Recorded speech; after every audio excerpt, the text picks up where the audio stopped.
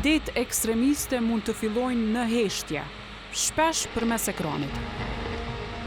Prindër në Kosovë, keni parasysh, fëmijët tuaj janë çdo ditë të ekspozuar ndaj përmbajtjeve online që mund të nxisin radikalizim.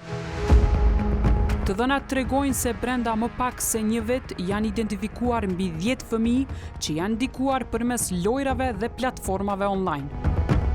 Çfarë është radikalizmi online? Është një formë e re e ndikimit ku persona apo grupe me ide ekstremiste përpiqen të lidhen me fëmijët përmes internetit, duke përdorur video, mesazhe dhe materiale të ndryshme për t'i bindur se dhuna është zgjidhje. Shenjat e para që nuk duhen injoruar. Fëmia fillon të besojë se problemet zgjidhen me dhunë, shfaq sjellje më agresive brenda familjes, përdor gjuhë të ashpër dhe të dhunshme në rrjete sociale, tregon interesim të shtuar për armë apo grupe të armatosura, reagon me zemrim dhe sulme edhe për çështje të vogla familjare. Këto nuk janë vetëm faza, mund të jenë sinjale paralajmëruese. Mos e përballoni vetëm.